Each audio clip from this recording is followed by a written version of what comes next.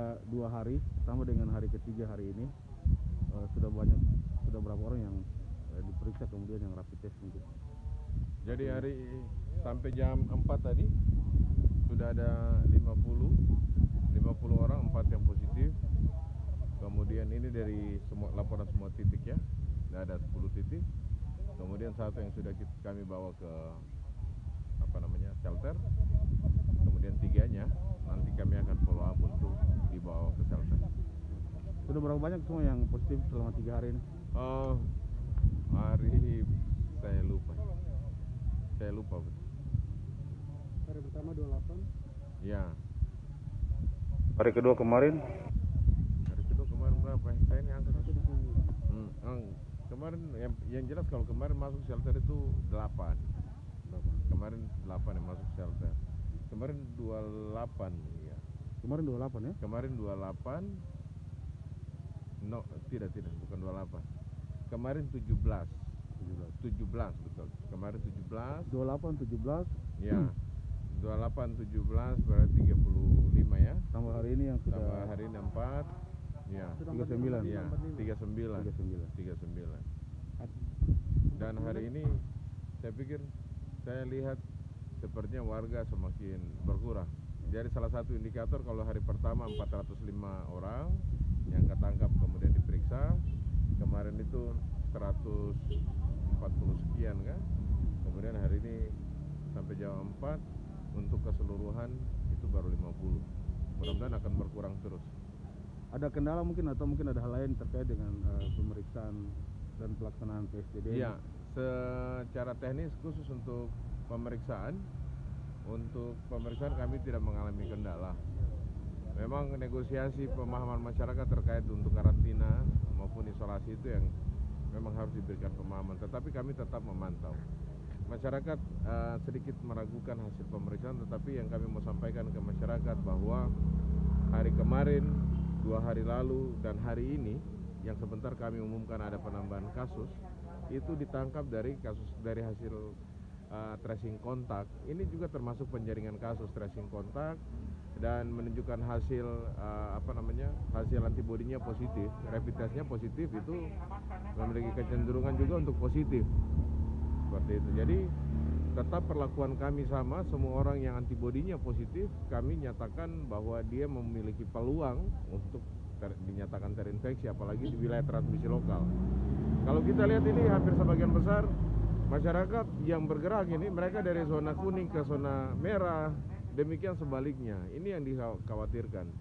Jadi dengan diberlakukannya PSBB ini masyarakat jangan bergerak, karena seperti kemarin kami sampaikan, kalau di hari pertama kali kasus ini di Mimika itu hanya satu wilayah merah, satu zona merah. Tapi sekarang sudah hampir di 14 kelurahan kasus ini. Itu kemudian di wilayah distrik Mimika Baru itu ada 2 wilayah dengan zona merah, yaitu Kebun Siri dan Kelurahan Sempan. Nah, sementara di Wania itu Wonosari Jaya, Kamoro Jaya itu sudah masuk wilayah zona merah. Artinya bahwa kita yang bergerak pada saat ditutup seperti ini memiliki peluang untuk bisa terinfeksi. Gitu. Jadi memang kami berharap masyarakat tetap patuh. Masyarakat yang masih bergerak pada jam-jam yang sudah ditentukan ini menunjukkan mereka tidak disiplin. Gitu. Dan sebenarnya yang bergerak ini memang harus dikenakan sanksi. Saya pikir itu. Ini kan pemerintah sudah berlakukan PSBB dan juga melarang untuk kerumunan. Sedangkan kita lihat di pasar-pasar itu kan masih berpotensi untuk melakukan kerumunan. Betul. Mungkin ada mekanisme. Ya. Pada akhirnya kami akan melakukan evaluasi baik secara keseluruhan untuk baik terhadap penemuan kasus berdasarkan hasil kontak erat resiko tinggi yang terkonfirmasi positif, dan juga kasus-kasus yang ditemukan dari pemeriksaan massal seperti ini. Nah, oleh karena itu nanti akan ada 2 pendekatan, ada 2 kategori. Kalau misalnya di tempat-tempat seperti pasar kemarin kami sudah melakukan pemeriksaan itu, kemarin mencapai 158, kemudian dari 158 ada 5 kayak yang positif, dan itu kami akan kembali ke pasar. setelah Lebaran nanti untuk melihat pengunjung. Kalau kemarin kami sudah menangkap itu para pedagang, sekarang kami akan melihat juga para pengunjung pasar dan juga para pedagang yang belum diperiksa. Tujuannya satu kok, yaitu bagaimana menyatakan pasar sentral sebagai pusat jasa dan ekonomi Kota Timika itu benar-benar steril dari COVID-19. Kalaupun ada itu bisa kita kendalikan. Baik.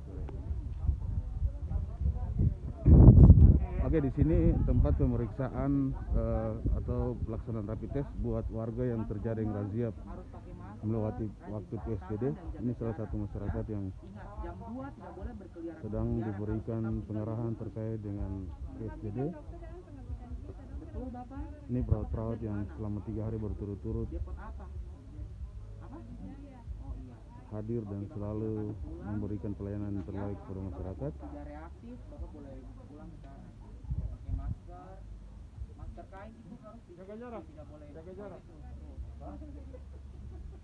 Ini Satgas dari TNI juga ada, TNI Polri, mereka boleh berjaga-jaga selama 3 hari penuh.